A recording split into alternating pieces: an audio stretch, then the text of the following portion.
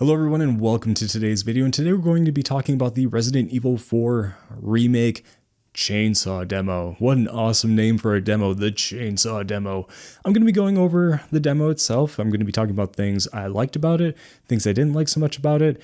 I'm going to compare some things between the original Resident Evil 4 and the demo itself, and just talk about everything that entails. So here we go. So unless you've been living under a rock for the past 18 years with your eyes shut and your fingers in your ear, you've at least heard of Resident Evil 4. And if you haven't played it yet, you have committed a huge gaming sin because it is one of the greatest video games of all time, and it is one of, if not the absolute best, according to who you ask, Resident Evil game in the entire series. In fact, it is so good. When they announced they were going to make a remake of 4, I was really skeptical about it.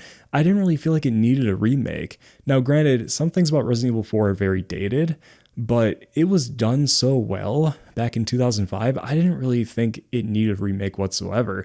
But after playing this demo, I am extremely excited to say that it looks like Resident Evil 4 Remake is going to be one of the Game of the Year contenders. Not just by my opinion, but just from a gameplay and just technical achievement standpoint. So the first thing I'm going to talk about is the graphics.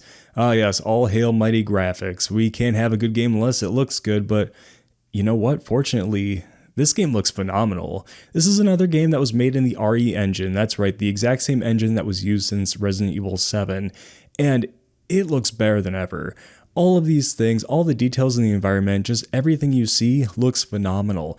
Ray tracing is used extremely well in this game. It's not just to highlight foggy light coming in through a window. It really has its place with the atmosphere. The way your flashlight bounces light off of walls in completely dark basements, the way candlelight flickers off of walls, the way you see the reflection of the moonlight in puddles. It creates and helps add to this overall oppressive atmosphere. The original Resident Evil 4 did a good job of creating an oppressive atmosphere, but we have so much more in technology when it comes to graphics now that it's hard not to look at it and just take it all in. It really adds to the overall atmosphere of the game. You're going to be spending a lot of time just taking in all the details of the environment, and it really does sell that you are in this rundown kind of crazy situation going through this village. Again, a Resident Evil game with a village, who would have thought? But it really sells that you're in this super spooky, super scary environment that you really have no power in. But if a game looks good but plays like garbage, why would you want to play it other than to show off your rig? Well, luckily, I can say that the controls for Resident Evil 4 Remake are super fluid. They're super intuitive. If you've played the Resident Evil 2 or 3 Remake, you kind of know what to expect. It's your third person over the shoulder camera view, aiming, shooting, nothing that hasn't been done before, but it's done so extraordinarily well in this remake. The controls here are super responsive, which is very good considering that this is the most action heavy game so far. Something that Capcom does extraordinarily well with these remakes is creating environments that feel extremely familiar but extremely different at the same time. If you play the original Resident Evil 4 and then you hop into this demo, you're going to be drawing a lot of parallels. You're going to be drawing a lot of comparisons. You're going to say, I know what that gate is. That gate leads directly into the village. Or you get into the village and you'll say, I know that building. That's where this item is. But things are still kind of laid out slightly differently to where it still feels fresh, even though you feel like you're visiting somewhere that you've been before. And that's something that's extremely hard to pull off without just doing a one-to-one copy and paste.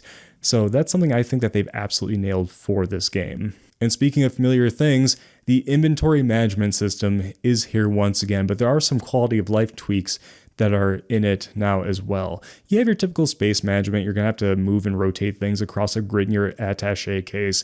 And that's nothing new, again, if you play the original game. But what's nice is the new crafting menu. If you're someone who doesn't like to read through files to figure out what mixing certain herbs does or what mixing certain gunpowders does, you can actually pull up a crafting list and it will show you what you are capable of making with things that you've picked up along the way. That's a nice quality of life improvement. I didn't find memorizing these formulas to be too difficult, but for someone who does have that issue, I think it's a great accessibility option. And of course, you have typical things like your keys and treasures, your map, your files, things like that. So a lot of things have remained the same, but again, some good quality of life changes as well. The combat in this game is just insane. the way that these Ganados come at you and you have to take them out, it feels a lot like the first game, but just way more intense. And the animations are just completely bonkers. I mean, just engaging these guys, their movements are so unpredictable. I remember playing the Resident Evil 2 remake and being so upset when they would just like bob and weave and do these erratic movements. But now they move just so unpredictably and so realistically that it feels that much more rewarding when you take them down, but it also makes combat a lot more visceral and it makes things a lot more impactful as well. And you'll see things like limbs getting shot and like blood coming out of everywhere. You'll see Ganados getting their necks broken and still coming at you. It's a very visceral experience and it's done so extraordinarily well. And something that also adds to that is the sound design. This combat in this game feels so heavy and so powerful and so visceral because your gunshots are loud and powerful. You're going to hear things like their necks twitching and just bones breaking. You're going to hear the impact of your shots. You're going to hear some awesome music. The music in this is so good that I don't even care about dealing with soundtrack swaps in this one. And it also seems like the music's a lot more dynamic. When I was in the middle of an engagement with two Ganados, they were coming at me and I would shoot at them, and it seemed like whenever they attacked or a shot landed, the music kind of changed slightly. So I don't know if they have some kind of dynamic music system as well. If they do, it's top notch. And if they don't, the soundtrack score is just that good. Now, like any other game out there, there's no such thing as an absolutely perfect game. I feel like this one is probably going to come pretty close, all things considered, but there are a couple of things that I'm not a huge fan of. And the first and biggest thing for me, and it's a really small nitpick, but I think it definitely would have added to the way this game plays and it would help with the overall immersion. And it's something that the original Resident Evil 4 did better, is having a laser sight on your weapon. Now you might ask, well, what's the big deal? It's just a targeting reticle. Well, the thing is with the laser sight on the gun, for me, it definitely created a different level of immersion because you didn't have this big reticle in the middle of your screen. Your aiming system felt like part of the game world, which kind of helped eliminate a lot of that disconnect between you, the player, and what's happening on screen. So it's a little nitpicky thing, but I feel like it's definitely taking away a huge amount of that realism. Now that might change. Maybe there's some kind of laser sight that you can purchase down the road from the merchant. I don't know. We'll have to wait and see. But that was something on my initial playthrough that I thought, man, I don't know why they got rid of that laser sight. Now I just see this big targeting reticle. Something else I was not a fan of, you can't save the dog. I mean, that's been going all over the internet. If you haven't seen that yet, spoiler alert, you cannot save the dog in this one.